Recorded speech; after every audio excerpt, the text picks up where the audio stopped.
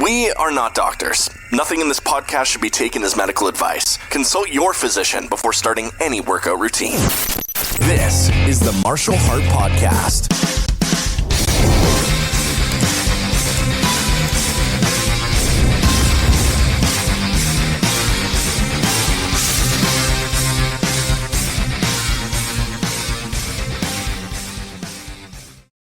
Hey everybody, welcome back. How you doing? This is the Martial Heart Podcast coming at you live. Not really live. For those of you on YouTube, hello. Good to see you. For those of you listening elsewhere, sorry, you don't get to see my old mug on the thing. You just get to hear me. But for the YouTube crowd, I've got the new thing along the bottom there telling people where they can find the podcast other than here on YouTube if they want to just listen. So I don't know. Let me know what you think. I'll probably tweak it a little bit. It kind of something looks a little crooked there, but I might have to tweak it a little. But for now, it's fine. Learning how to do overlays and stuff has been an interesting thing to do for the last couple of days. It's not really that hard. I'm sure people would have charged a lot of money to do this because it takes time, but with a little bit of effort, you can learn to do it by yourself and, stop paying people because you're lazy, which is what I do all the time. I'm too lazy to do it myself, so here's some money. Just go ahead and do it for me. Cardiac rehab last night went pretty well, except the highest they got my heart rate was about 88. So they're going to crank it up a little bit next week because they're realizing that they're not actually exercising my heart very much. They're just having me walk on a treadmill and ride on a bicycle at a very low pace. And hey, I'm not opposed to that. I know this has to be a gradual increase and things are going to have to, take time and go slow so we don't, overtax my heart so soon after a heart attack, not realizing what it might do in the future. So I'm okay with it going slow. But they are definitely going to have to kick it up a notch next week. The therapist told me that they're going to, because they want it to, at a minimum, get over 106, somewhere around there. So what they're doing right now isn't doing that for me. So we're going to have to do something different. Well, put some, elevation on the treadmill, get a little faster pace or something. The bicycle doesn't really seem to do that much for me, other than hurt my butt because it's a very uncomfortable seat. So they're leaving it up to me. I might try the elliptical at some point, but I think I'm going to avoid the bicycle and just go on the treadmill and just imagine myself rucking. I'm just going for a ruck march somewhere, a little force march up through the Alps, just like in the old days during the 80s down in southern Germany. Then West Germany. Man, that was fun. I had a lot of fun down there. In general, if you don't know this about me, yes, I'm a veteran. I spent quite a few years in the military in between 1986 and 2014. So I got to do a lot of fun things and really enjoyed my time that I spent in Europe and, going up in the Alps, except in the wintertime when it was really, really cold and it would snow a lot. That was no fun to go on field exercises up there, but I loved it. It was beautiful. I had a good time there. Someday I would love to go back, but I keep saying that and I keep not doing it.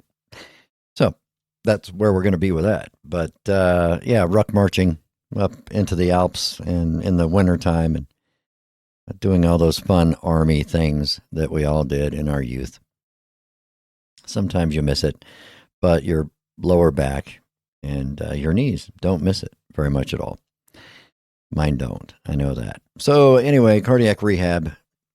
I'm going to just have to do that. I think I'm just going to have to ruck it and, get a little extra strain on my heart because what they're doing now just isn't doing it. Maybe we can walk uphill at on a number 3. They put it on a number 1 uphill incline yesterday, but still had me walking at a 2.9, 2.8, 2.9. It was still a 20-minute mile pace.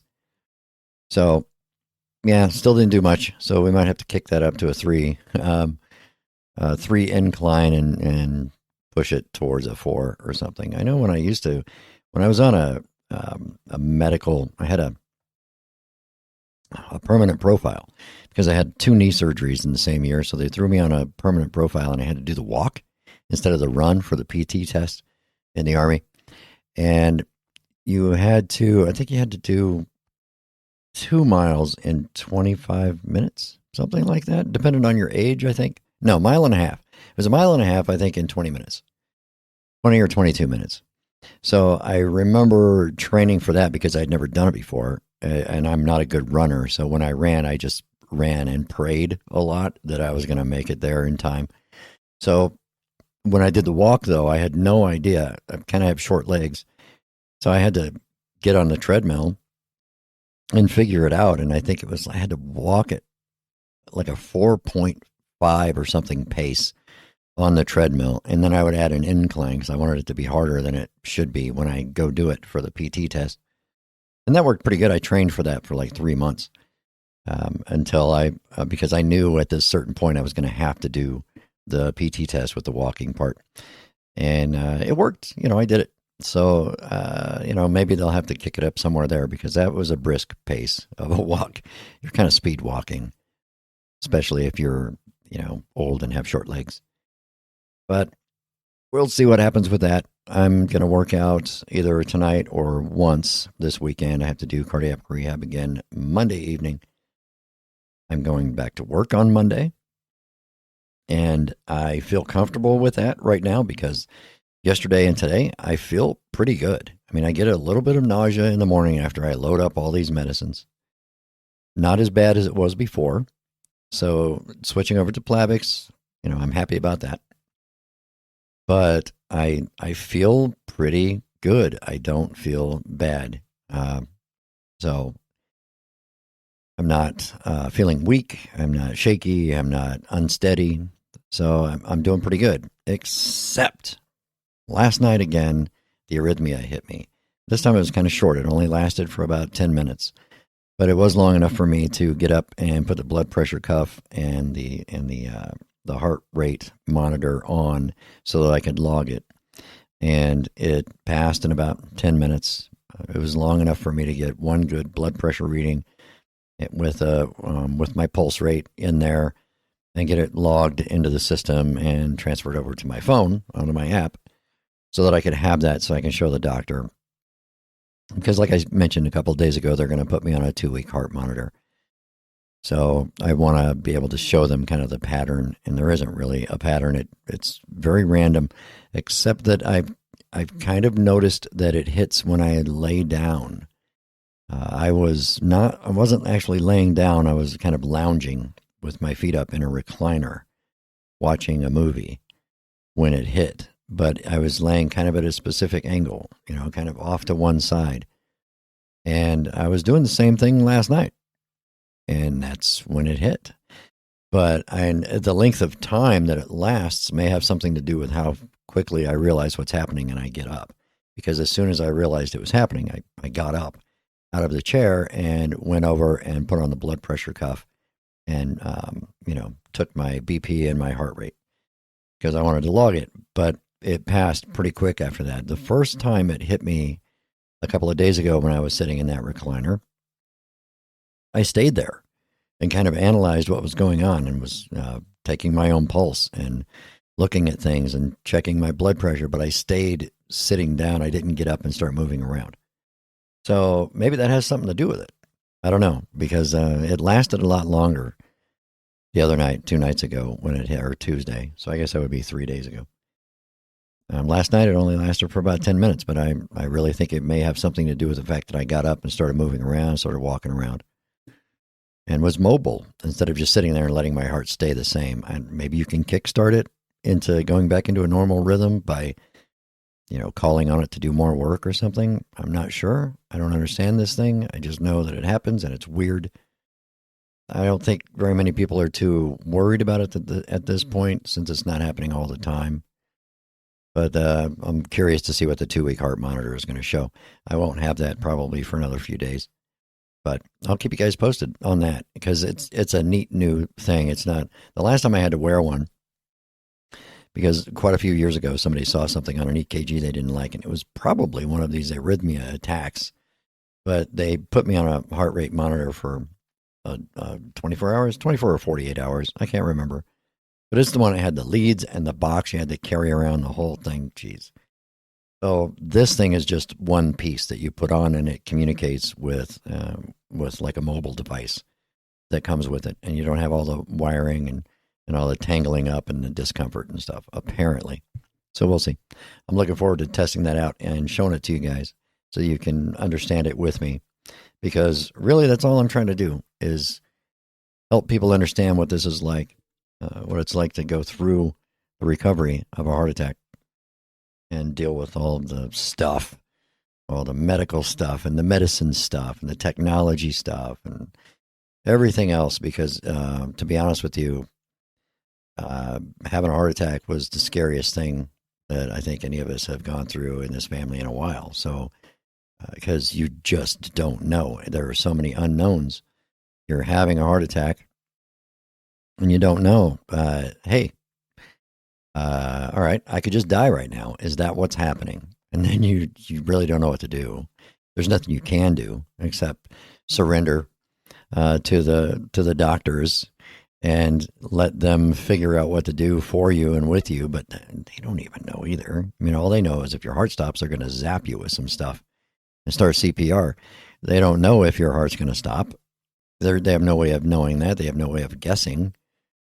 So, yeah, it's a pretty scary thing. And to imagine going through it, I know a lot of people, okay, let's get gruesome. A lot of people wonder, when I get old, how am I going to go? What's going to happen? What's most likely for me? What's most likely for me is not dying of old age as a 98-year-old happy guy on a beach somewhere in Florida. I never expected to live past 50, if you want to know the truth. I did way too many stupid and dangerous things throughout my life that I never expected to live this long. So I had no plan B. My plan B is just ride this baby out as far as it'll go. But I didn't expect it to be a heart condition, because I thought I was taking care of myself. I stayed active, and all those things, but genetics is what's going to kill you. And, different people are more susceptible to different types of stuff. Like I had high cholesterol that I fought with for decades. And, my diet probably wasn't the best, because a lot of the times I was more concerned with being strong and gaining muscle mass, things like that. I wasn't concerned with, lean meats and keeping my heart healthy. I thought keeping my heart healthy was just going to be a matter of exercising and staying active. Apparently not. So my arteries decided to murder me. And they tried doing that. They started a couple of years ago. So I assume my heart is pretty strong. It's just the arteries feeding my heart that suck ass. And maybe that's true. Maybe it's not. Maybe my heart has weakened over the years because of the restricted blood flow. I don't really know. But we're going to find out. I guess that's what cardiac rehab is for. But, you don't know. And then once you've had one, even if it's a mild one or like a moderate one, I guess mine was kind of moderate, intermediate. It wasn't, I don't know. It sucked, telling you that much. I don't know if they rate them on a scale of you should have died and you're lucky to be alive, or, most people survive this kind. I didn't have the deadliest kind. I know that. So, that's a bonus. That's good. But once you've had one, the likelihood of having another, the likelihood of having other problems later on in life, like having a stroke. Because obviously you have arterial issues all over the place. I already had the peripheral artery disease surgery and stents, and now I've had the heart stents put in. So, I'm a stent, depository right here. I have 9 of them now. So am I potentially going to have a stroke later on in life? Am I going to have another heart attack? Am I going to continue to have heart problems? Is the restricted blood going in going to start causing heart failure? Is my heart just slowly going to die until it can't operate anymore? Maybe by then we'll be robots and I can be a cyborg and I can have a cyborg heart and better knees. Maybe, that would be cool.